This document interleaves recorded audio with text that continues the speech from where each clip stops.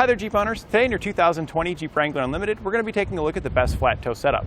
There are 5 main components you'll need to flat tow your Jeep behind your motorhome. You'll need your tow bar, and this provides the connection between your motorhome and your vehicle.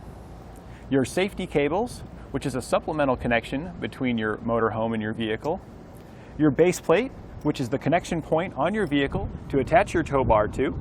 Your supplemental braking system, which allows the brakes that exist on your vehicle to help assist it stopping when you stop in your motorhome.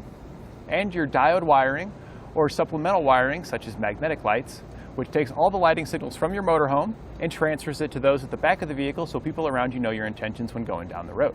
For our tow bar, we're using Roadmaster's Nighthawk tow bar, and this is really the cream of the crop of tow bars. This is definitely one of the nicest ones out there.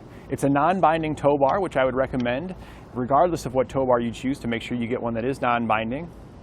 It also features channels underneath to store your safety cables and your wiring to keep it off the road, which will extend the life of those components, and it also gives it a cleaner look.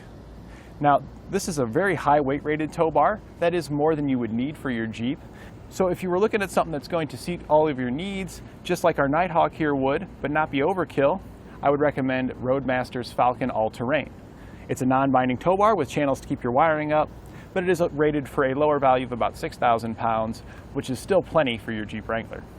The safety cables we're using on this setup does come included with our Nighthawk tow bar. So if you were going to go with a different tow bar, you may need to purchase those cables separately. The Falcon All-Terrain that we just spoke about, which is a great tow bar for your Wrangler, doesn't come with the wiring or the safety cables like our Nighthawk does here. But Roadmaster has some great umbilical cables as well as safety cables that you can get to use with those tow bars.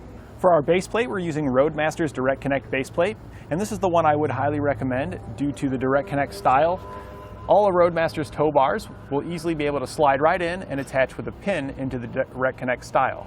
If you had a non-Direct Connect style, you'd have a crossbar that you would have to bolt to it, and this crossbar is removable, but it does require some disassembly. For this setup here, these arms, you simply pull a pin here and give it a twist. They come out, and then you've got a nice flush setup for when you're not flat towing your Wrangler and you want to drive it around, but you don't want people to realize that you've got some modifications on it. For our supplemental braking system, we're using Demco's Stay and Play Duo. This is my recommended system if your motorhome has hydraulic brakes. It's going to be a permanently mounted system that you install on your Wrangler, so it's going to be there every time you need to use it. When you plug in your wiring, the signals that are transferred from your motorhome for your lights will also tell our system that you're pressing the brake, and the internal inertia sensor will appropriately determine the amount of brake pedal pressure to apply, and the actuator here will apply the brake pedal. Now, if your motorhome has air brakes, you'll want to make sure you get a braking system that's compatible with air brakes. The Stay and Play Duo system is my top-rated system for hydraulic brakes, but it's not compatible with an air brake system.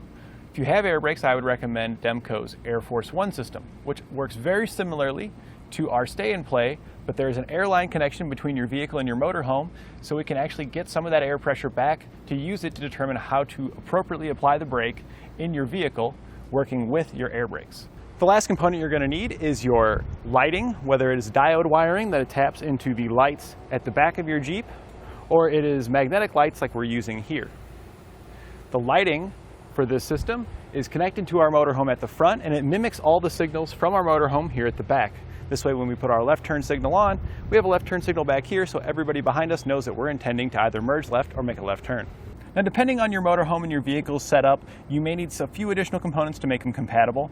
One of the biggest ones that you're going to run into, and probably the only thing that's going to matter for you, is your HighLow Adapter. Depending on how high your Jeep sits and how high your motorhome sits, you want to have a level plane between the hitch receiver here and your connection point at the base plate. Ours was about 6 inches difference between our hitch and our Jeep, so we're using a 6-inch drop here to ensure that we've got a level plane for our tow bar. This is going to be better for your tow bar when towing it down the road. It's going to help extend the life, and it's also going to help extend the life of the components on your vehicle. If it's up too high, when you go to take off, that wants to lift up on the front end of your vehicle, and that can over time cause some damage to the suspension, to the base plate, and potentially to the brakes on the system, depending on how you're stopping, because that angle changes due to the way it's pulling on it. Keeping it flat keeps your vehicle flat. And that completes our look at the best flat tow setup on your 2020 Jeep Wrangler Unlimited.